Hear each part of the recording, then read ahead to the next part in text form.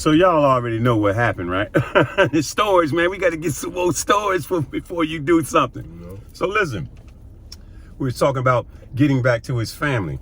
All right.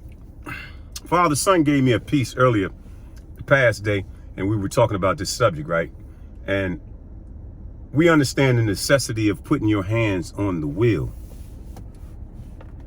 Because when your hands are not on the wheel, then that means you're a slave to someone or something else.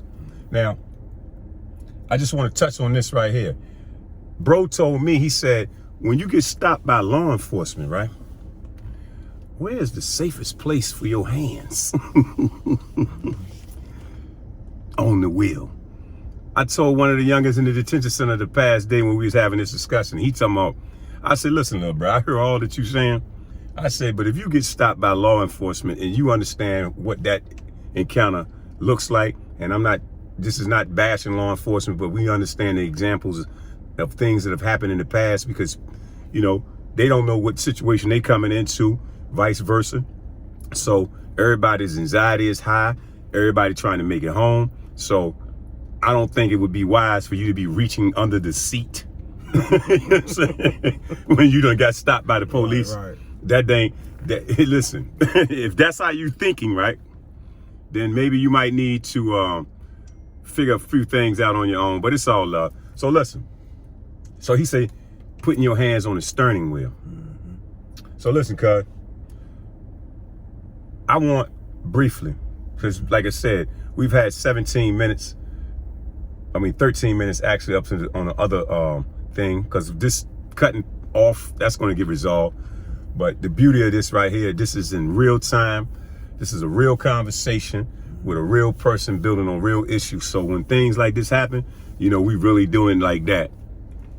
This ain't no scripted out thing. This is coming from the heart. This is hard, and ain't nothing but love work right here. Man, it all gets better. And that's it. And it's going to get better. Believe that. You know, put you on notice. So how do you think, what do you think about that concept of when you get stopped by law enforcement by putting your hand on the wheel, which is also coinciding with we're talking about controlling your wheel? Right. Well, what do you see in that? As far as the concept of having your hands up there? Yeah, and make sure you come over just a little bit too. So I get what you're calling. I mean, is it safe? Sense. Yeah, it's safe. It makes sense to do that. I mean, the thing about it is, what we try to figure out is why are they making it so hard? Okay, well, let me ask you this right here, because we talked about your fatherhood. So I'm going to put you in a situation that I know in regards to that very example and your mindset of operating with putting your hands on the wheel. All your babies in the truck with you, and you get stopped by law enforcement. Wifey's not there. Right. You get stopped by law enforcement. How you going to handle that? Now, like right now, in the mature area where I'm at in my life, I'm gonna pull over, park the car, I turn my car off. Okay, so that right there is I turn my car off. He ain't even gonna be coming up there, even, you know, and now I'm legit now. I got my life together. Okay, it ain't no more fidgeting when they come up or looking all around. Now, I got my papers. I got everything I need. Like I said, they come up and it's just like polite, respectful. You know, you might not get that from the officer, but at the end of the day, like I say, man, you know, excuse me, abide by the rules. Do what you're supposed to do. And my hands will stay visible. I mean, most of the time, like, and now in this day and age, when they ask for your license and registration, you gotta ask them, can I go to my glove box? You know what I'm saying? Because you're putting yourself in a predicament where now, you know, they shooting you as soon as you reach for your license. And I'm gonna tell you something, and because this is, I want you to understand that there's so many different layers to this conversation. So now, if you feel like some precautionary measures that you could take, you could have your registration out already. That way you ain't got to reach your hands for the wheel. And when you take that same concept to your life, right? When you get pulled over by ignorance, that's going to be law enforcement. And not to make law enforcement ignorant, but I'm saying ignorance in relation to this example. When you are ignorant, right? and you don't have your hands on the, or if you're ignorant and you have your hands on the wheel, that is endangering somebody else's existence. Mm-hmm. So what we got to understand, first of all, is the importance of the will, self-control, because the will is 360 degrees. It's a completion, right? It's a completion. I like that. You know what I mean? And it's a circle, and it's a letter O, and it's a 0. So depending on what your perspective is when you put your hands on the wheel will determine the direction that you're going.